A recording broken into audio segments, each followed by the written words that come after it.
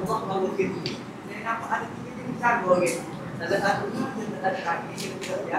Pasti yang kedua tak ada tangan, habisnya. Okey. Yang ketiga, dia tak ada tangan, pakai amin. Amin juga pula. Amin. Okey.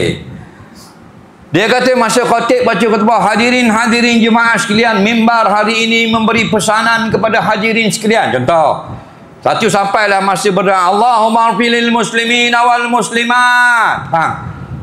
Di khabar tadi ada 3 sikap orang yang menjadi makmum. Yang pertama, tak kata amin, tak tadah tangan.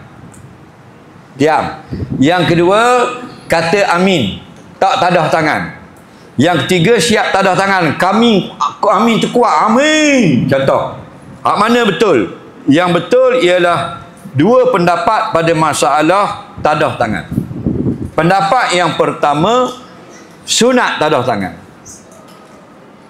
Pendapat yang kedua, tak sunat tadah tangan pada ketika itu. Mana betul? Dua-dua betul.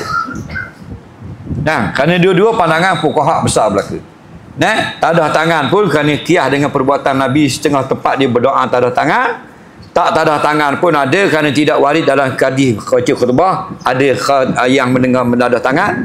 Maka dua-dua betul. Balah bodoh. Tadah tangan pun boleh, tak tadah pun boleh. Itu yang pertama. Okey. Yang kedua, 4 mazhab sunat kata amin. Faham lagi? Sunat kata amin.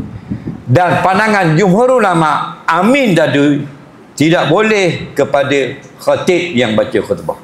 Maksudnya, kalau makmum tadah tangan, khatib dilarang. Hukum khatib tadah tangan ketika dia sendiri berdoa atas mihrab atau mimbar, makruh.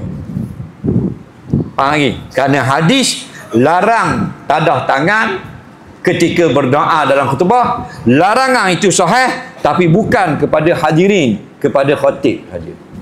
Jadi khatib dia pegang tokat, dia ada orang khatib dia angkat tangan gini, Allahumma ighfirlil muslimin wal muslimat, makruh ni, tapi bukan berdosa. Faham lagi?